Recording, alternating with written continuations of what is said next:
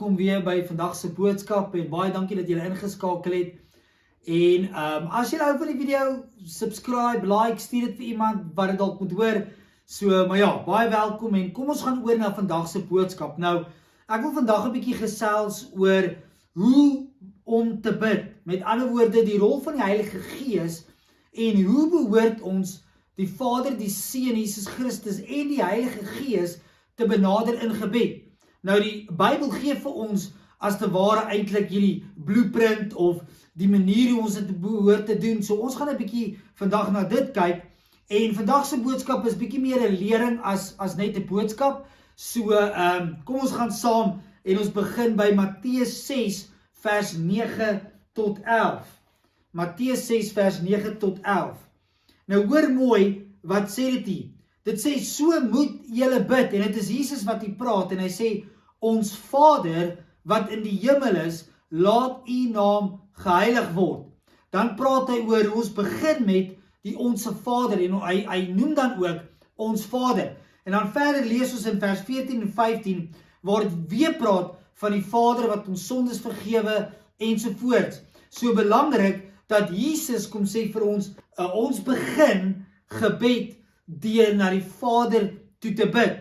Nou in Johannes 14 vers 13 tot 14, dan lees ons waar ons in Jesus se naam bid.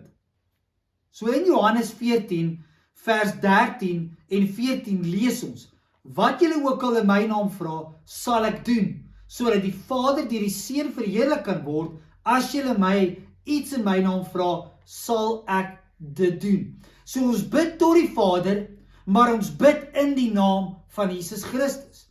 En dan sien ons dan ook verder in Romeine 8 vers 26 die volgende. In Romeine 8 vers 26 sê dit, die Gees staan ons ook in ons swakheid by. Ons weet nie wat en hoe ons behoort te bid nie, maar die Gees self pleit vir ons met versigtigings wat nie met woorde gesê word nie. En so sien ons dat die Heilige Gees ons dan lei ook in ons swakheid, wanneer ons nie weet wat om te bid nie, dan lei hy ons, en ons gaan vandag gesels daaroor, dat ons bid tot die Vader, in die naam van Jesus Christus, want dis die gesag, dis waar ons toegang het tot die Vader, en dan doen ons dit deur die leiding van die Heilige Gees. Nou, my doel vandag met hierdie boodskap is om julle net bewus te maak van dit. Ek wil kom sê dat ons het lekker saam gesels vanoggend in ons diens, en baie mense het gesê, maar hulle bid nie presies so nie, hulle vra net Jesus help hulle, of hulle bid tot Jesus, of hulle bid tot die Heilige Gees, en ek wil vandag kom sê dat God hoor jou gebed, want ek dink geloof het ook baie meer daarmee te doen, as net dat jy dit reg doen, maar ek wil kom sê, daar is vir ons 'n manier hoe ons behoort te bid in die woord van God, en as 'n disipel van Jesus, en as 'n kind van God, sê ek nie dat ons moet glad nie afwyk van dit nie, of ons moet net by dit bly nie, maar dit is vir ons 'n model om te volg, en om te kyk na hoe ons bid. Nou in Handelinge 5 vers 3 tot 5 kan julle gaan lees van Aneas en Safira, en dan Petrus wat hulle vermaan en sê, maar julle het gesondig, en julle het nie net vir mens gejok nie, maar vir die Heilige Gees, en dan kom sê hy ook, julle het eintlik vir God gejok. En so die Heilige Gees is ook God, en ek wil dit net weer kom sê, dat hy is deel van die drie eenheid van God, en ek gaan nie vandag gesels oor die Heilige Gees se eienskappe nie, wie en wat hy presies is nie, maar wat ek wel op wil fokus vandag is, gebed en die rol van die Heilige Gees. En so nou en dan gaan ek ook die rol van die Vader en die Seun inbring, maar ons wil spesifiek fokus dan ook op, waarvoor is die Heilige Gees hier, hoekom is hy met ons, en so voort. So ons sal op 'n ander boodskap dan praat oor sy eienskappe. Nou, ek wil hê julle moet saam met my gaan na Jakobus 1 vers 17. Nou Jakobus 1 vers 17 sê, elke goeie gawe en elke volmaakte geskenk kom van bo. Dit kom van die Vader wat die hemelligte geskep het, maar wat self nie soos hulle verander of verduister nie. Belangrik hier, dat ons sien dat die Vader is die ene wat hier kom sê dat hy kom gee. Hy kom gee elke volmaakte geskenk. En daarom kom sê Jesus, wanneer ons na gebed of in gebed na die Vader toe gaan, vra ons die Vader, want hy is die gewer. Hy is die ene wat die Heilige Gees gee.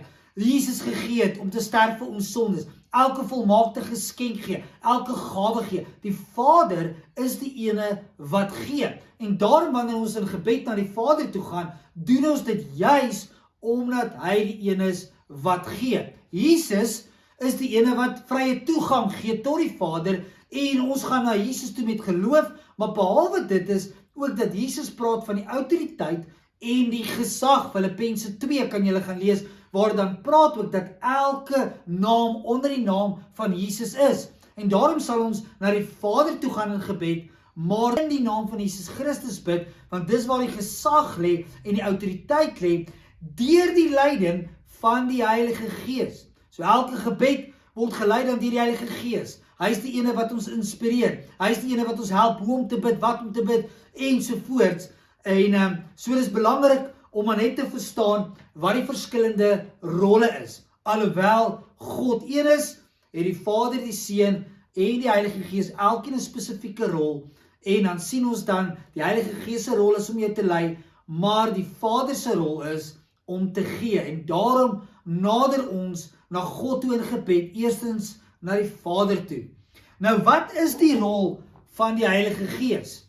En ek het sommer 'n illustrasie, omdat ek in die gym wêreld is, het ek sommer hierdie illustrasie gebruik om te sê dat die Vader besit eintlik hierdie gym. En hy besit alles, alle rykdom, alle geskenke. En dis amper asof hy die Seun Jesus Christus die finansies gee om te sê, gaan betaal jy vir Andrew se gym membership, en dan is die Heilige Gees die personal trainer om te wys hoe behoort ek in die gym te beweeg, te gym, te operate, my spiere te ontwikkel, ensovoorts. So, wat ek wil kom inbring rondom die koninkryk dan ook is, dat dit is hoe dit werk, dat Jesus is daai vrye toegang deur sy bloed, het ons vrye toegang tot hierdie koninkryk, en dan in dit is die Heilige Gees die ene wat ons lei in hierdie koninkryk, lei ons in gebed, en hoe om die gawes, en dit wat die Vader vir ons geskenk het en gegee het, hoe om dit dan te gebruik en uit te leef. So, net weer om die rolle te verklaar is, die Vader is die een wat gee, Jesus Christus is die ene met die gesag en die autoriteit, en hy is die ene wat vir ons toegang gee tot die Vader, en dan het ons die Heilige Gees wat ons lei. Nou weer eens, wat is die rol van die Heilige Gees? Wanneer ons gaan na Johannes 14 vers 16, dan lees ons in die Nuwe Testament, dat het praat van die Heilige Gees is die voorspraak en die Gees van waarheid. Ouer vertaling as te ware, lees ons dat die Heilige Gees is die trooster en die helper, of dan ook die Gees in waarheid. En so belangrik dat nommer 1, die Heilige Gees se rol is om ons te vertroos en om ons te help. En so, wanneer ons in gebed gaan, is hy die ene wat ons gaan lei, hoe om te bid, waarvoor om te bid, en selfs vanuit gebed, hoe om met insig en wysheid dan ook op te tree. Nommer 2, in Johannes 14 vers 26 en 1 Johannes 2 vers 27 kan julle gaan lees, en dit praat van die Heilige Gees wat 'n leermeester is, en hy sal ons herinner aan alles wat Jesus ons geleer het. En hy gaan dan ook vir ons daai rema woord gee, daai openbaring van die logos woord, wat die woord van God die Bybel is. En so die Heilige Gees kom herinner ons aan God se beloftes, wanneer ons bid, hy kom gee vir ons 'n openbaring van die Bybel, van die woord van God, wanneer ons bid, en so hy leer ons ook hoe om toe te pas wat ons lees, en soos wanneer ons bid ook, om dit dan prakties uit te leef. So die Heilige Gees is ons trooster, hy is ons helper, hy is die Gees van waarheid, hy is die ene wat ons leer, en hy herinner ons aan God se beloftes. Nou ook verder in Johannes 16 vers 13 lees ons, dan hy is ook die ene wat ons lei. En so belangrik, hierdie is die rolle van die Heilige Gees. En dan Romeine 8 vers 26, wat ons klaar gereeds gelees het, sê dit, hy is die ene wat vir ons intree, wanneer ons nie weet hoe om te bid nie. So die Heilige Gees is ons leermeester, ons trooster, die Gees van die waarheid wat ons sal lei in alle waarheid. Hy is die ene wat ons gaan herinner aan God se beloftes en so voort. Nou die vraag kom dan, wanneer ons praat oor gebed, bid ons tot die Heilige Gees. Nou ek wil nie kom sê ons kan nie, ons kan, maar in die woord van God, wanneer dit kom by gebed, sien ons nie waar ons bid tot die Heilige Gees nie. Ons bid tot die Vader, en dan is daar twee gedeeltes wat ek nou gaan uithaal, oor die apostels wat selfs tot Jesus toe gebid het. Maar die Heilige Gees is die ene wat daai werking, en dit waarvoor ons bid, eintlik die aksie in werking sit, wat die dinge begin doen, deur ons en in ons lewe. Hy is die ene wat ons lei as te ware, dan in hierdie gawes, en dit waarvoor ons dan die Vader ook gevra het. So, hoe het die apostels gebid? Want ek dink dit is vir ons die voorbeeld, na Jesus wat vir ons sê hoe ons behoort te bid, is die apostels vir ons ook die voorbeeld, want hulle is ook die eerste kerkvaders, hulle is die ouens wat die kerke gestig het, hulle is die ouens wat Jesus gevolg het, en so ek wil hê julle moet saam met my gaan na Efesiërs 3 vers 14 tot 17. Efesiërs 3.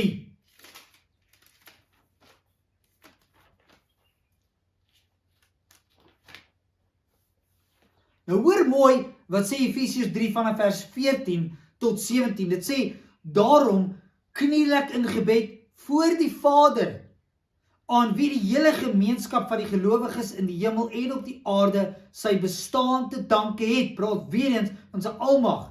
Ek bid dat hy deur sy gees, hoor mooi, deur die heilige van die Heilige Gees, uit die rykdom van sy heerlikheid, aan julle die krag sal gee, om innerlik sterk te word, dat Christus deur die geloof in julle harte sal woon, en dat julle in die liefde gewortel en gegrondves sal wees.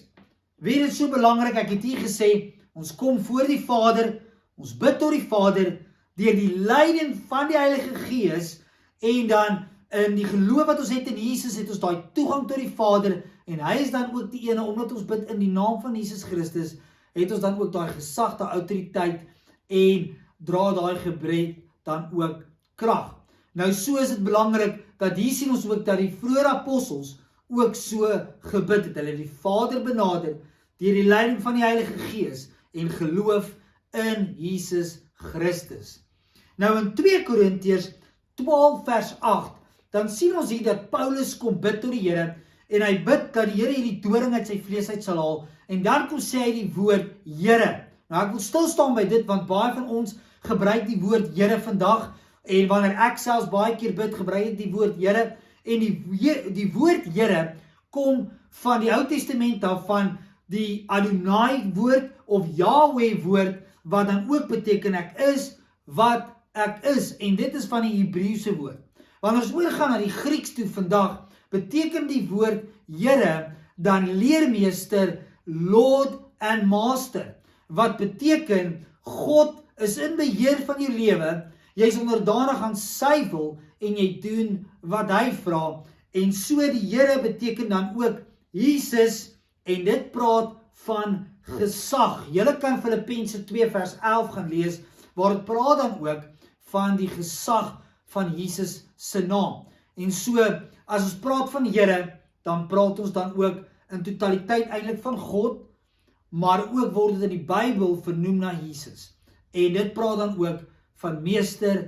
So ons kan ook bid, Here. Ons hoef nie net dalk Vader te bid, of net Jesus nie, ensovoorts. Ons kan ook bid, Here. Daar's niks fout daarmee nie. Nou, Paulus bid tot Jesus hier so, en dan sien ons Stefanus, wat in Handelinge 7, vers 59 ook uitroep, Here. En so is dit belangrik dat ons sien dat van hierdie apostels het die woord Here gebruik. En so ons kan dit gebruik, ons mag dit gebruik, en ek wil kom sê, as jy 'n kind van God is, en die Here is jou Here, hy is die ene wat jou lewe beheer, jy is onderdanig aan hom, hy is jou God, hy is jou Vader, hy is jou Papa, hy is jou leermeester, dan doen dit, noem hom Here, want dit is ook wat hy dan is in jou lewe.